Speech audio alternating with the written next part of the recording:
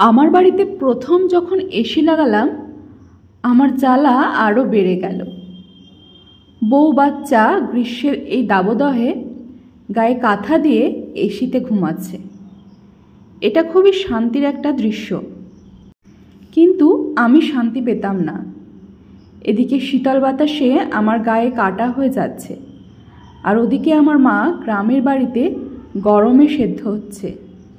আমার গা ঠান্ডা হচ্ছিল ঠিকই, কিন্তু অন্তর পুড়ে ছাই হচ্ছিল।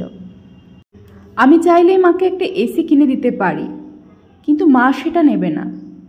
এটা মার কাছে বিলাসিতা। অবশ্য বিলাসিতা হবেই না কেন, খুব খারাপ অবস্থা থেকে উঠে এসেছি আমরা।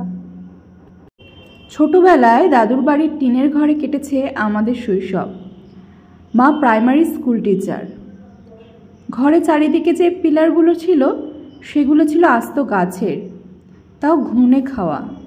যখন তুফান আসতো আমাকে চৌকির নিচে বিছানা পেতে দিত, যদি ঘর ভেঙে যায় এই আশঙ্কায়। রাতে বিছানা বোধ হয় আমি একটু বেশি ভিজাতাম। ছোটবেলায় ডায়াবেটিস ছিল মনে হয়।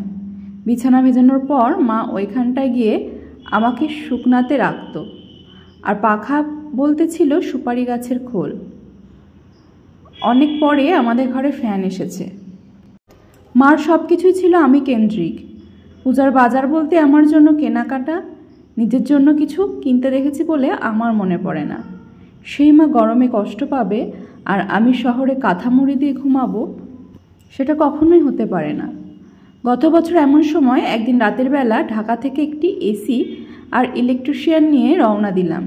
টার্গেট মা যখন ঘুমিয়ে থাকবে রাতেই কাজ শেষ করে শহরে ফিরব। মা রাতেই টের পেয়ে গিয়েছিল, শুধু ঝাড়ু দিয়ে তাড়ানো বাকি রেখেছে আমাকে। গ্রামে এগুলা কেউ লাগায়? আশেপাশে 4 বাড়িতে কারোর এসি আছে? শুধু শুধু এতগুলো টাকা নষ্ট, ফুটানি। আমি শুধু বলেছি, মা আমার পায়ের নিচে আমার স্বর্গ।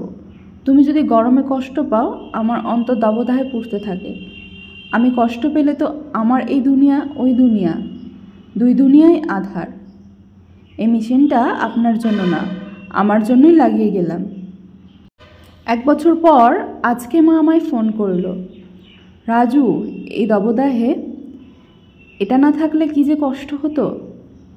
স্কুল থেকে ঘেমে ফিরে যখন এটার নিচে বসি ঠান্ডা হয়ে যায়, সারা দিন এটা চালিয়ে টিভি দেখি, সে কি যে আরাম। এর ফাঁকে আমি একটু মুরব্বির ভাব দেখিয়ে বললাম, একটা বয়সে মা হয়ে যায় সন্তান আর ছেলে হয়ে যায় বাবা। এরপর থেকে আমি যেসব ডিসিশন নেব বাবার আদেশ মনে করে তা মেনে নেবেন।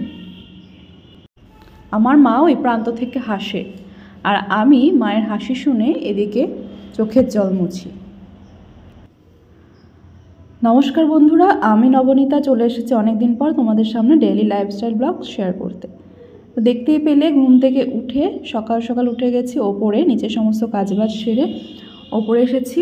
বেশ কিছুদিন হলো ওপরটা পরিষ্কার করা হয় না। দেখতেই পেলে বাদুড়ে পাখিতে এত রকমভাবে ছাদটা নোংরা করে রেখেছে। আশেপাশে জাম গাছ রয়েছে, সেই জাম খেয়ে সমস্ত ফেলে রেখেছে উপরের ছাদে।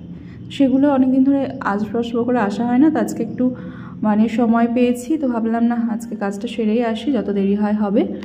তো এখন যেহেতু বৃষ্টি পড়ছে ধুলোবালিটা একটু কমই উঠছে, তো যাই হোক এমনি চারিদিক পরিষ্কারই আছে, পাখিতে যেটুকু নোংরা করেছে এই আর কি। আর নিচে বেশ কিছুদিন ধরে শাড়িগুলো বাইরে পড়ে রয়েছে, আলমারিতে তোলা হচ্ছে না একটু রোদে দেবো বলে। তো গাফিলতি, ওই যে শাড়ি বের করে রোদে দিতে যে কি গাফিলতি।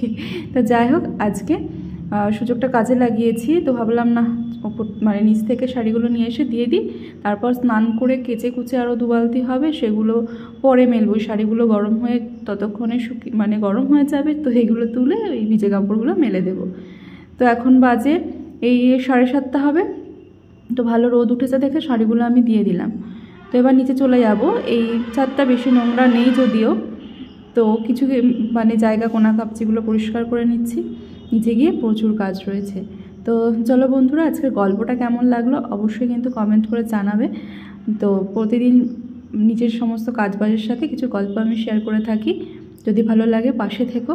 আর এভাবে আমাকে সাপোর্ট করেছেও। আর গাছগাছালি বলতে আমার এইটুকুতেই ঠেকেছে, দেখতেই পাচ্ছ বেশ কিছুদিন ধরে ভাবি গাছ লাগাবো, তো ভয়ে আর গাছ লাগিয়ে উঠতে পারছি না, কারণ আমি গাছেদের আর যত্ন করতে পারছি না সেই কারণে। আর ওপরে গাছ লাগানো মানে খুবই কষ্ট, টেনে এনে মাটি নিয়ে আসো, গাছ নিয়ে আসো। তো ভেবেছি এবার আমি নিচে লাগাবো, নিচে আমার এখন অনেক জায়গা, তো নিচেই এবার লাগাবো, উপরে আর তুলবো না। আর ছাদে গাছ থাকলে কিন্তু ছাদের অনেকটা ক্ষতি হয়ে যায়। তো যাই হোক, ছাদে আর বেশি গাছ তুলবো না, ওই যা আছে একটু ফুল তুলসী পাতা পেলেই হলো আমার।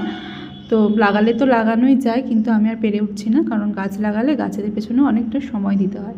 তো দেখতেই পাচ্ছ যে পরিমাণে কাজের চাপ, তো হয়ে উঠছে না আমার আর। তো নিচে ইচ্ছা আছে কিছু গাছ লাগাবো কিছুদিন পর।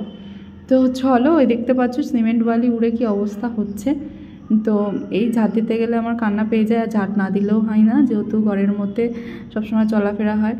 তো চলো এটা পরিষ্কার করে নিচে চলে যাব, নিচে ঘর বারান্দা মুছে টুছে স্নানে চলে যাব। তো আজকের কাজ এইটুকুই।